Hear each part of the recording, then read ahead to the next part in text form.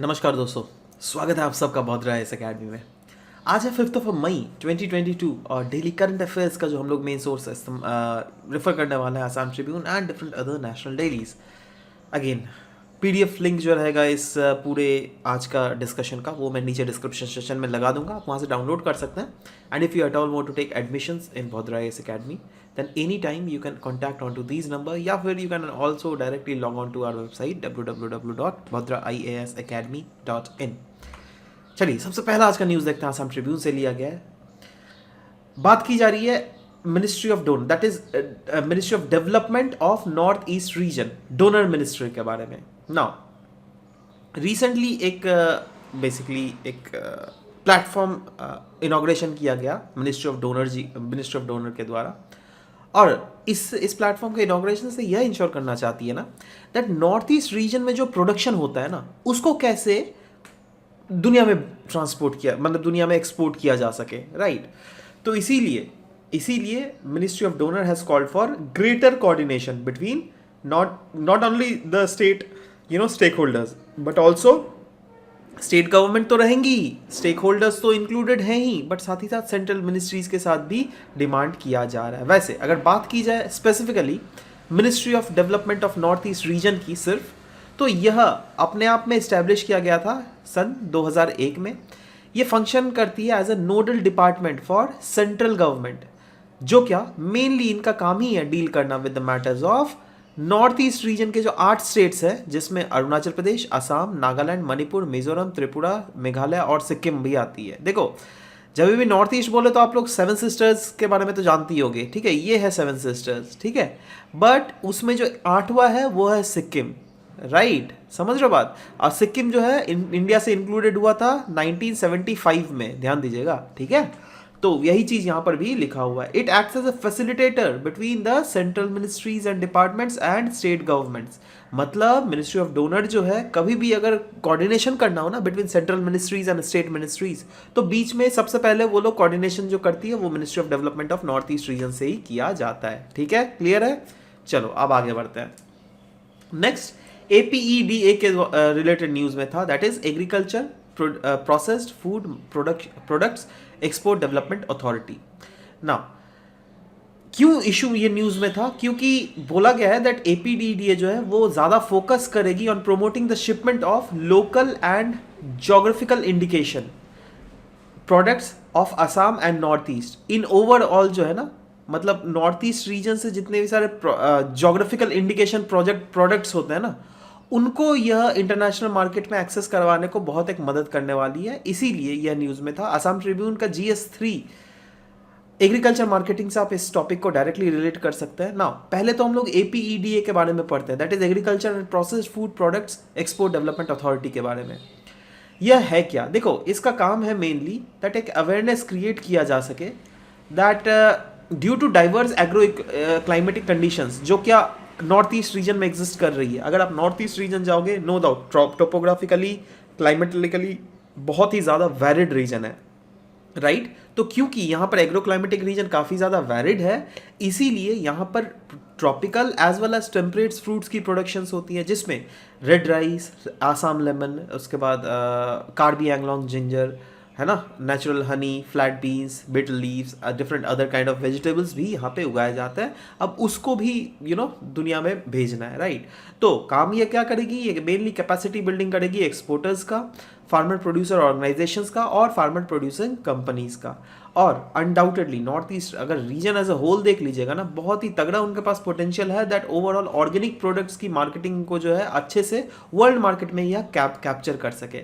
यही क्यों, अगर नॉर्थ ईस्ट रीजन के इर्द गिर्द जितने सारे कंट्रीज देख लीजिए आप, वो नॉर्थ में देख लीजिए, चाइना देख लीजिए, म्यांमार देख लीजिए, है ना, भूटान देख लीजिए, ठीक है, तो यहाँ पे पॉर्क और पॉर्क बेस्ड प्रोडक्ट जो है ना बहुत मतलब वो लोग खाते हैं, ठीक है। So yes they do have very good great export potential. Now ध्यान दीजिएगा, पॉर्क की जब भी बात कर रहा हूँ तो ये लेकिन बांग्लादेश में एक्सपोर्ट नहीं होता, क्योंकि बांग्लादेश में मुस्लिम पॉपुलेशन मेनली है एंड मुस्लिम्स के लिए पॉर्क इज हराम, राइट। तो APEDA will be organizing International Buyer Seller Summit in some other northeastern states in the coming month in order to link the producers and the buyers for exports. तो वही चीज़ है, basically connected है ना। APED का ED के बारे में पूरा यहाँ पे लिखा हुआ है दैट इसको स्टैब्लिश किया गया था 1985 में under this act of government, that is agriculture and processed food product export development authority act of 1985। ये फंक्शन करती है under ministry of commerce and industry. Mainly responsible इसका है दैट कैसे एक्सपोर्ट प्रमोशन किया जा सके और डिफरेंट शेड्यूल्ड प्रोडक्ट्स जो है उसको कैसे प्रॉपर वर्ल्ड फोरम में ज़्यादा से ज़्यादा एक्सपोर्ट करके उससे मुनाफा कमाया जा सके, जिसमें कौन कौन से शेड्यूल्ड प्रोडक्ट की बात की जा रही है यहाँ पे, फ्रूट्स, वेजिटेबल्स, उनके प्रोडक्ट्स, मीट के प्रोडक्ट्स, पोल्ट्री के various products, dairy products, confectioneries, biscuits, bakery products, honey, jaggery, cocoa, chocolates, alcoholic and non alcoholic beverages, right. उसके बाद cereal products, groundnuts and peanuts and walnuts. उसके बाद आपका जाके pickles, papad, chutney, floriculture और floriculture products, ठीक है। ये सबको बेसिकली प्रमोट करने का काम है। नेक्स्ट अगेन असम ट्रिब्यून से लिया गया या नॉर्डिक कंट्रीज़ के बारे में हम लोग पढ़ने वाले हैं, क्योंकि मैटर ये था ना दैट इंडिया और नॉर्डिक समिट बेसिकली कंडक्ट की जा रही है और इसमें मेनली यूक्रेन क्राइसिस को बहुत ज़्यादा उठाया जा रहा है। आपको तो पता ही है दैट अभी हमारे प्रधानमंत्री जी जो है वो नॉर्डिक कंट्रीज़ के विजिट में गए हुए हैं, राइट। तो इसीलिए ना अब विजिट में क्या आएगा वो सब, क्योंकि अभी न्यूज़ इन ट्रांजिशन है, सो उसको हम लोग अभी के लिए हॉल्ट करते हैं, राइट। तो जैसे कभी फाइनलाइज कुछ चीज़ें होंगी, of course will discuss that in a very length and breadth of that topic, don't worry about it. यहाँ पे हम लोग क्या डिस्कस करेंगे, नॉर्डिक कंट्रीज़ के बारे में। नॉर्डिक कंट्रीज़ की बात करें तो कौन कौन आती है उसमें, देखो एक आता है नॉर्वे, एक होता है स्वीडन, एक है फिनलैंड, राइट, आइसलैंड और डेनमार्क, ठीक है। ये कंट्रीज इसमें आती है। ध्यान दीजिएगा, ये 3 कंट्रीज में थोड़ा कंफ्यूजन होता है। NSF याद रखिएगा, NSF, ठीक है। उससे हो गया नॉर्वे, स्वीडन, फिनलैंड। इसको पता है मैंने कैसे याद किया था, मैंने ऐसे याद किया था इसको, BSF है ना, बॉर्डर सिक्योरिटी फोर्स होता है ना, तो बी को हटा के N, सिर्फ नॉर्वे ही याद रखना पड़ता है, ठीक है। सो NSF ऐसे ऐसे ही निमोनिक्स अलग अलग चीज़ों को याद करने के लिए अगर इस्तेमाल हो सके तो कर सकते हैं आप, ठीक है। नेक्स्ट इको सेंसिटिव जोन के रिलेटेड न्यूज़ में था। एक्चुअली यहाँ पे देखिए 2 टॉपिक्स है जो कि न्यूज़ में है। नेशनल ग्रीन ट्राइब्यूनल ने बोला है दीपोर बिल जो है, दीपोर बिल पता है ना, ये रीजन ऐसा, अरे यार गुवाहाटी के सामने ही है, यहाँ पे देखो भद्रास एकेडमी है हमारा, है ना, आपका जाकर कामाख्या में, और सामने में थोड़ा दूर में जाने पे ही आपको दीपोर बिल दिख जाएगा, ठीक है। तो अगेन ये टूरिस्टिक एक प्लेस है और नेशनल ग्रीन ट्राइब्यूनल ने बोला है दैट क्यों ना दीपोर बिल को इको सेंसिटिव जोन घोषित कर दिया जाए। नाउ GS3 पर्सपेक्टिव कंजर्वेशन से आप इसको डायरेक्टली रिलेट कर सकते हैं। नाउ सवाल ये होता है इको सेंसिटिव जोन होता क्या है। देखो इको सेंसिटिव जोन को हम लोग इकोलॉजिकली फ्रेजाइल एरिया भी कहते हैं। नाम से ही समझ रहे हो इकोलॉजिकली फ्रेजाइल एरिया मतलब क्या है, मतलब वो ऐसा रीजन है जो थोड़ा भी अगर ह्यूमन उसमें अगर इम्पीडेशन कुछ भी हो ना तो वो लेकिन मतलब इकोलॉजिकली बिगड़ सकता है उसका, ठीक है। तो ecological sensitive area in and around Deepor bill घोषित किया जाने बोल रहा है। अब देखो क्या in and around Deepor bill मतलब, दीपोर बिल के 10 किलोमीटर रेडियस में जो एरिया है, सोचो ये एरिया 10 किलोमीटर रेडियस में आता है, ठीक है। तो ये पूरा एरिया जो है इको सेंसिटिव जोन घोषित, मतलब इस रीजन में कोई भी जो एक्सट्रीम ह्यूमन एक्टिविटीज है उसको रोक दिया जाएगा with in 10 kilometre around this protected area, है ना। और ये भी तो एक प्रोटेक्टेड एरिया ही ना हुआ जी दीपोर बिल, है ना। तो अगर आपको क्वेश्चन पूछे दैट क्या यह सिर्फ और सिर्फ प्रोटेक्टेड एरियाज के मतलब लाइक वेटलैंड्स के इर्द गिर्द ही इकोलॉजिकल सेंसिटिव जोन घोषित किया जाता है, नहीं, इसको नेशनल पार्क्स के इर्द गिर्द, वाइल्ड लाइफ सेंचुरी के इर्द गिर्द भी अपन घोषित कर सकते हैं। इनफैक्ट रिसेंटली ये बहुत ज़्यादा न्यूज़ में रहता है यार। रिसेंटली आपको जाकर काजीरंगा नेशनल पार्क के रिलेटेड भी ये सेम इस टाइप का न्यूज़ था, राइट। नाउ सवाल ये होता है दैट इको सेंसिटिव जोन घोषित कौन करता है भाई, प्रधानमंत्री खुद से करते हैं क्या, नहीं, वो घोषित किया जाता है ministry of environment forest and climate change के द्वारा, जो कि ऑफकोर्स इन्वायरमेंट प्रोटेक्शन एक्ट 1986 के अंडर में करती है, राइट। अच्छा यहाँ पे ये भी बोला गया दैट वैसे तो इको सेंसिटिव जोन जो है 10 किलोमीटर तक का रीजन में घोषित किया जाना चाहिए, मतलब यहाँ से 10 किलोमीटर रीजन, बट ऐसा भी कभी कभी कंडीशन हो सकता है जब 10 किलोमीटर से ज़्यादा इवन एरिया बियॉन्ड 10 किलोमीटर का विड्थ को भी इंक्लूड किया जा सकता है इको सेंसिटिव जोन के अंडर, ठीक है। So this is not mandatory that, हाँ कन्वेंशन है दैट हाँ 10 किलोमीटर, बट हाँ अगर जरूरत पड़े तो 10 किलोमीटर से ज़्यादा का एरिया भी इको सेंसिटिव जोन में घोषित किया जा सकता है। क्लियर है। नाउ क्या इको सेंसिटिव जोन घोषित करके क्या बेसिक एम होता है? बेसिक एम यही होता है दैट हाँ, रेगुलेट किया जा सके certain activities in and around national park and wild life sanctuaries, या फिर in and around protected areas भी यहाँ पे है, जो क्या नहीं लिखा गया, आप समझ जाओ यार, है ना। Next is to minimise the negative impact of such activities on the fragile ecosystem. चलो बेसिक चीज़ है। एनजीटी के बारे में अगर डिस्कस करें, that is national green tribunal के बारे में, यह क्या है? ये एक स्पेशलाइज्ड बॉडी है जो कि नेशनल ग्रीन ट्राइब्यूनल एक्ट 2010 के अंडर बनी हुई है। नाउ काम क्या है? नेशनल ग्रीन ट्राइब्यूनल, याद रखिएगा। तो मतलब environment related, environment protection, environment conservation related कोई भी एस्पेक्ट को जो है, कोई भी अगर केसेस है ना, सबसे पहले नेशनल ग्रीन ट्राइब्यूनल में जाएंगे और इनका काम होता है दैट उस केसेस का इफेक्टिव और एक्सपीडिशियस मैनर में उस केस का खत्म करना। मतलब नॉर्मल जो सिविल क्रिमिनल केसेस जो है 10 साल 15 साल तक लटके हुए रहते हैं ना, वैसा इनका नहीं है, ठीक है। ये कोशिश करते हैं दैट विद इन 6 मंथ, जी हाँ, विद इन 6 मंथ इस केसेस को जल्दी से जल्दी डिस्पोज ऑफ किया जा सके, ठीक है। एनजीटी का एस्टेब्लिशमेंट के साथ इंडिया तीसरा ऐसा कंट्री बन गया था आफ्टर ऑस्ट्रेलिया और न्यूजीलैंड जिसके पास एक अपना स्पेशलाइज्ड इन्वायरमेंटल ट्राइब्यूनल बना है, राइट। और ध्यान दीजिएगा, एनजीटी के जो है 5 प्लेसेस ऑफ सिटिंग है। न्यू दिल्ली में जो है उसका प्रिंसिपल प्लेस है ना, और भी है दूसरा अलग अलग जगह जिसमें कोलकाता, भोपाल, पुणे और चेन्नई आती है, ठीक है। नेक्स्ट, सुप्रीम कोर्ट ने बोला है दैट देखो, आप जो वैक्सीनेशन है ना, उसको किसी को भी फोर्सफुली नहीं लगा सकते। अगर आपको पता होना चाहिए दैट बहुत सारे ऐसे वीडियोस भी बीच बीच में वायरल हुआ था जहाँ पर अथॉरिटीज़ जा रही है और ज़बरदस्ती लोगों को बोल रही है दैट नहीं नहीं वैक्सीन लगाओ। तो सुप्रीम कोर्ट ने क्लियरली बोल दिया, देखो भाई, आर्टिकल 21 जो है वो हमारे को राइट टू लाइफ प्रोवाइड करती है, राइट। और उसके अंडर हम अगर चाहे दैट हमें वैक्सीन नहीं लगाना है तो कोई भी हमें फोर्स नहीं कर सकती है वैक्सीन लगाने को, राइट। इनफैक्ट देखो कोर्ट ने क्या क्या बोला है। कोर्ट ने बोला है that vaccine can not be made mandatory and no person can be force to get vaccinated against his or her wishes. अगर देखो वैसे, लेकिन हमें लगाना चाहिए to be very honest, but क्या है ना, बहुत समय आप देख रहे होंगे दैट कुछ कुछ अफवाह फैल रही थी अलग अलग रीजन में दैट अरे भाई अगर वैक्सीन लगाओगे तो you can not produce childrens, right. वो फिर वैक्सीन लगाओगे तो और भी बहुत कुछ उल्टा पुल्टा चीज़ हो जाएगा, ठीक है। तो इस टाइप की चीज़ें से बचने के लिए बेसिकली सरकार वैसे तो काफ़ी ज़्यादा कैंपेन भी चला रही है। डिफरेंट जो सेलिब्रिटीज़ हैं वो लोग भी काफ़ी ज़्यादा बोलते हैं दैट नहीं नहीं ऐसा मत कीजिए। तो एनीवेज चलो वो तो खैर बात की बात है, बट एनीवेज अभी के लिए जो आप ये समझना पड़ेगा दैट कोर्ट ने बोला है that it is not mandatory as such, right. This is because right to bodily integrity of a person, ये हमारे को राइट मिला हुआ है under article 21 of the constitution, जिसके अंडर हम लोग हमारे पास राइट मिला हुआ है दैट हम लोग वैक्सीनेशन नहीं भी लगा सकते हैं। But in the case of communitarian health, government जो है वह इस चीज को भी रेगुलेट कर सकती है, क्योंकि हमें पता है जो भी राइट्स है they are not absolute in nature, right. उसी लिए ना देखो, अब ये भी है ना, सुप्रीम कोर्ट ने ये भी जो लैंग्वेज बोला है ना, इसमें भी एकदम एक ग्रे एरिया उन्होंने छोड़ दिया है दैट क्या करे भाई, मतलब सरकार को जबरदस्ती क्या लगाना चाहिए, क्योंकि देखो अल्टीमेटली अगर लोग अगर नहीं लगा रहे तो कहीं ना कहीं खतरा ले आ रहा है। फॉर एग्जाम्पल सोचो, यहाँ पे एक लोकेलिटी है जहाँ पे 100 लोग रहते हैं, ठीक है, और उन 100 लोगों में 1 2 3 4 5 ये इन 5 लोगों ने नहीं लगाया, ठीक है। अब सोचो कल को नहीं, ये 2 साल बाद कोई एक टूरिस्ट आया चाइना से, है ना, घूमने, है ना, ये अपने साथ कोरोना वायरस लेकर आ रहा है ना।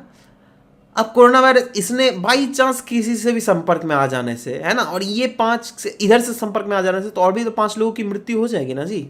अब कोरोना के लिए अगर 5 लोगों की मृत्यु होगी, पता है उसके लिए फिर सरकार को पैसे देने होते हैं, है ना। कोरोना मतलब जो भी मर जाता है ना, उनके फैमिलीज को एटलीस्ट शायद 3 से 5 लाख रुपया कुछ ऐसे करके देती है।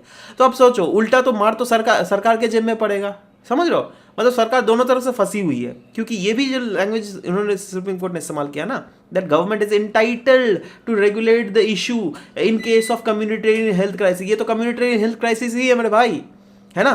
तो अभी देखना है दैट फ्यूचर में सरकार क्या इसमें एक्शन लेती है। But court has also authority to review whether the government's intervention met with the threefold requirements or not। मतलब कोर्ट का भी अथॉरिटी मिला हुआ है कोर्ट को, दैट कोर्ट अगर चाहे तो सुओ मोटो ये रिव्यू ले सकती है गवर्नमेंट की, दैट क्या सरकार जो भी रूल्स बना रही है क्या वो 3-fold रिक्वायरमेंट को सेटिस्फाई कर रही है।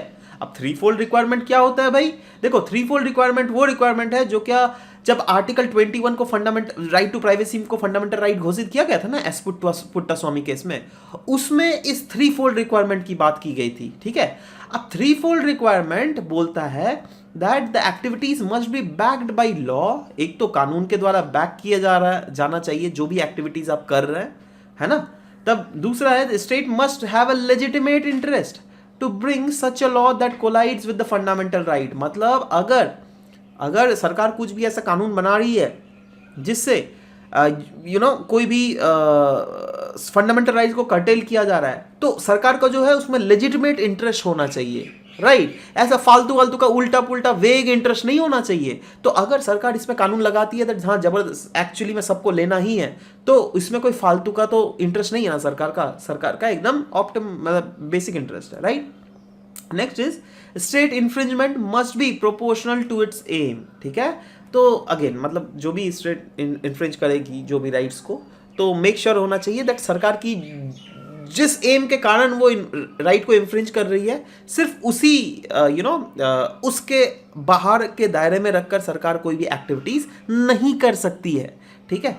तो ये सब चीजें होनी चाहिए, याद रहेगा। चलो next is inevitable increase. Now recently आपको पता है ना, कल ही आपको पता होना चाहिए द शेयर मार्केट अचानक से नेक्स्ट हाफ में भड़ाक से डूब गई, राइट। नाउ पता है रीजन क्या था? रीजन था मॉनेटरी पॉलिसी। क्योंकि अभी मॉनेटरी पॉलिसी के अंदर में क्या हुआ था ना, बेसिकली यह बोला गया दैट 40 बेसिस पॉइंट से जो है हम लोग रेपो रेट को इंक्रीज कर रहे हैं। नाउ सवाल यह होता है दैट क्यों ये इंक्रीज किया गया। देखो मेन जो रीजन इंक्रीज करने का था वो था इन्फ्लेशन, क्योंकि ऐसा लग रहा है दैट आने वाले समय में अभी इन्फ्लेशन जो है बहुत ऊंचा हो गया है। अभी अगर इसको हम लोग नहीं रोके तो और भी इन्फ्लेशन को हम लोग बेकाबू हो जाएगा। मोर ओवर यूएस फेड का भी कुछ आज शायद वर्डिक्ट आने वाला है, ठीक है। वो लोग भी अपना इंटरेस्ट रेट को बढ़ाएंगे शायद, है ना। तो ये सब चीज़ें ओवरऑल देखकर हमारे मॉनेटरी पॉलिसी गठन में बेसिकली फाइनली ये डिसीजन लिया गया दैट 40 बेसिस पॉइंट से जो है हम लोग बढ़ाएंगे, राइट। दैट इज पहले था 4%, अभी हो गया 4.40% रेपो रेट। नाउ सवाल ये होता है that policy rate that is repo rate होता क्या है। देखो यह वो रेट है जिसमें सेंट्रल बैंक जो होती है ना दैट इज आरबीआई, वह लेंड करती है पैसे कमर्शियल बैंक को। मतलब कमर्शियल बैंक आरबीआई से पैसे लेती है, right, in case of any shortfall of funds. So for example आपका एक बैंक है, राइट, आपका बैंक है एबीसी बैंक, ठीक है। आपके पैसे का जरूरत है तो आप आरबीआई से मांगिएगा, है ना। आरबीआई जो आपसे रेट लेगा उसको कहेंगे हम लोग रेपो रेट, राइट। बट कभी कभी ऐसा भी होता है ना दैट लिक्विडिटी को सक करने के लिए आरबीआई भी जो है इससे पैसे ले लेती है, और उसमें जो इंटरेस्ट आरबीआई देती है ना कमर्शियल बैंक को, उसको कहते हैं रिवर्स रेपो रेट।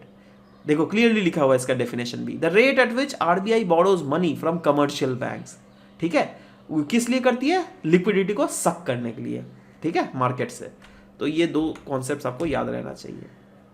नेक्स्ट दोस्तों अगेन ये ऑपरेशन सतर्क भी न्यूज में था ना। ये ऑपरेशन सतर्क है क्या? पहले तो आपको ये दिमाग में रखना चाहिए दैट रेलवे प्रोटेक्शन फोर्सेस जो है ना, उन्होंने यह ऑपरेशन सतर्क को लॉन्च किया। मेन इसका ऑब्जेक्टिव यही है दैट रेलवेज में जो है ना, आप कभी कभी बहुत समय देखिएगा दैट इलिसिट लिकर, है ना, टोबैको प्रोडक्ट्स, अनअकाउंटेड गोल्ड या फिर डिफरेंट अदर आइटम्स जो क्या बैंड है सरकार के द्वारा, वो सब रेलवे नेटवर्क के थ्रू एक रीजन से दूसरे रीजन में ले जाया जाता है, ठीक है। और ये किस लिए किया जाता है? ऑफकोर्स टैक्स इवेजन के लिए, ऑफकोर्स स्मगलिंग के लिए, ठीक है। तो ये सब चीजों को रोकने के लिए बेसिकली ऑपरेशन सतर्क है, which is an operation of railway protection force. Clear है? याद रहेगा।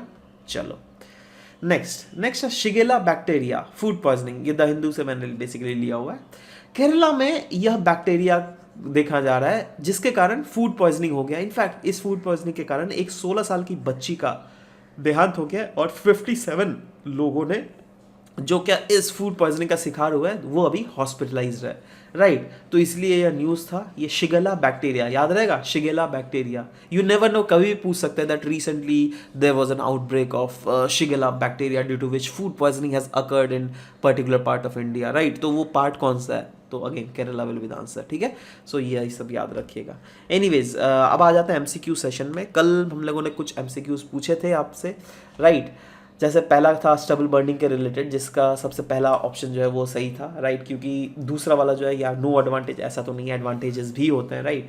सो बट पहला वाला जो बिल्कुल सही था, तो इसलिए A will be the correct answer for the first question. दूसरा था consider the following statement regarding hallmarking of precious metals, right. पहला था hallmarking is done for gold only, नहीं सिल्वर भी है भाई इसमें, तो ये तो गलत हो गया। Hallmarking scheme in India is operated by bureau of Indian standards, ये एब्सोल्युटली सही है, राइट, तो इसलिए B was the correct answer. Next is कोलिस्टिला गैस फील्ड, जो कि रिसेंटली न्यूज़ था, वो कहाँ पर डिस्कवर किया गया, so answer will be Bangladesh, D will be the correct answer. तो करेक्ट सीक्वेंस अगर देख लीजिएगा वो है ए बी डी, और अगर आंसर देख लीजिएगा, देखिए A B D A B D A B D A B D A B D, सब ने आंसर सही बिल्कुल दिया, ठीक है। आज के क्वेश्चन का आंसर भी आप सही देना है, राइट। और अगर आपको ये इनिशिएटिव अच्छा लग रहा है guys, you can hit the like button, उससे हम लोग समझ पाते हैं that actually whether you are liking the lessons और not, right. So make sure to hit that. Anyways देख लेते हैं, consider the following statement regarding national green tribunal. National green tribunal के लिए दो स्टेटमेंट यहाँ पे दिए हुए हैं। ये एक स्पेशलाइज्ड बॉडी है जिसको नेशनल ग्रीन ट्राइब्यूनल एक्ट 1999 के अंडर सेटअप किया गया है, and this is for effective and expeditious disposal of cases relating to environmental protection and conservation, ठीक है। आपको बताना है दैट इस दोनों में से कौन सा सही है, A only, one only, two only, both one and two, neither one not two, ठीक है। दूसरा है consider the following statement regarding APDDA, that is agriculture processed food products export development authority. ये फंक्शन करती है under the ministry of food processing industries. और दूसरा है APDA often organizes international buyer seller meets to link the producers and buyers for export of regional products. आपको बताना है कौन सा सही है, one only, two only, both one and two, neither one not two. Next is operational Satark, recently seen in news, was started by railway police force, Interpol, ministry of railways या फिर national green tribunal. आपको नीचे comment section में इसका answer देना है, right. लिखिए तीनों का आंसर। आ जाते हैं आज के मेंस क्वेश्चन में दोस्तों, ये जीएसटी के रिलेटेड है ना। पूछा जा रहा है दैट क्या क्या रिफॉर्म्स ले आना चाहिए जीएसटी में, and what can be the future reforms in indirect taxation in India. मतलब जीएसटी में भी क्या क्या रिफॉर्म लिखना है आपको ओवरऑल, और ओवरऑल फ्यूचर मतलब इंडिया में इनडायरेक्ट टैक्सेशन में क्या क्या चेंजेस लाने चाहिए, दोनों को आपको अब इनडायरेक्ट टैक्सेशन मतलब जीएसटी में ही क्या क्या चेंजेस लाने चाहिए, खत्म बात है ना। कोई अदर टैक्सेशन तो हम लोग कर नहीं रहे हैं ना यार, जीएसटी ही मेन इनडायरेक्ट टैक्सेशन है हमारे देश में, ठीक है। सो अगेन जीएसटी के बारे में लिखोगे स्टार्टिंग में, उसके बाद सीधा अब क्वेश्चन को बॉडी में आ जाना दैट क्या रिफॉर्म चाहिए to bring in GST, right. तो रिफॉर्म जो क्या लाया गया है already, what are the reforms brought in through GST, वो आपको लिखना पड़ेगा, ठीक है। दैट जीएसटी ने यूनिफॉर्मिटी ला दिया टैक्स रिटर्न स्ट्रक्चर में, कास्केडिंग इफेक्ट जो पहले बहुत ज़्यादा होता था, दैट इज टैक्स के ऊपर जो टैक्स लगता था वो चीज़ खत्म हो गया है जीएसटी के आने के बाद। कॉम्पिटिटिवनेस अगर देख लीजिएगा बहुत ज़्यादा बढ़ गया है, ज़्यादा ट्रांसपेरेंसी हमें देखने को मिल रहा है टैक्सिंग सिस्टम में, और कहीं ना कहीं टैक्स आर्बिट्रेजेस जो अक्रॉस स्टेट्स होते थे, राइट, दैट इज कभी कभी क्या होता है ना दैट एक स्टेट को ज़्यादा मिल जाता था, दूसरे स्टेट को कम मिल जाता था, वो आर्बिट्रेजेस ओवरऑल खत्म हो गई है जीएसटी आने के बाद, राइट ना। फ्यूचर रिफॉर्म्स जो क्या इस इनडायरेक्ट या फिर जीएसटी में लाना चाहिए, वो हम लोग बोल सकते हैं दैट एक 3 टैक्स स्लैब स्ट्रक्चर अगर हम लोग सेटअप कर देना, जिससे ज़्यादा आसानी हो सकेगा, ठीक है। क्योंकि देखो आप जैसे फॉर एग्जांपल एक मोबाइल में जितना टैक्स लेती है सरकार, वही अगर एक चप्पल में ले ना, हवाई चप्पल में जो 100 रुपए की मिलती है, तो that is not at all justified, right. क्योंकि चप्पल जो है हर एक लोग पहनता है, एक गरीब से गरीब बंदा भी चप्पल पहनता है, राइट। डेली वेज अर्नर भी चप्पल पहनता है, राइट। तो डेली वेज अर्नर को टैक्स देना पॉकेट में भारी पड़ जाएगा, राइट। बट वहीं पर वो डेली वेज अर्नर जो है वो एप्पल का आईफोन तो नहीं रखता है ना जी, समझ लो बात। तो यही चीज़ है। इनफैक्ट एक्सपर्ट ने भी रिकमेंड किया जाए एक 3 टैक्स स्लैब स्ट्रक्चर होना चाहिए जो कि रैशनलाइज करेगा ओवरऑल इनडायरेक्ट टैक्स सिस्टम को। कहीं ना कहीं ऑप्टिमाइज करना पड़ेगा हम लोग को डिजिटल रिसोर्सेज को। It will help accelerate the process of claiming input tax credit and increase the capacity of portal to handle the higher number of data processing activities as well, right. Central government अगर देख लीजिएगा, it needs to urgently figure out and put to the rest the battle between central and state government on sharing of revenue collections. तो again this is how you can end it, right. But again मैं बोलता हूँ that conclusion so वो अपना होता है, even if you want you can use on own conclusion as well, right. So anyways, this was all about the discussion for today's class. We'll be meeting in next session. Till then, bye bye, take care, and thank you for listening to the whole video guys. Thank you very much.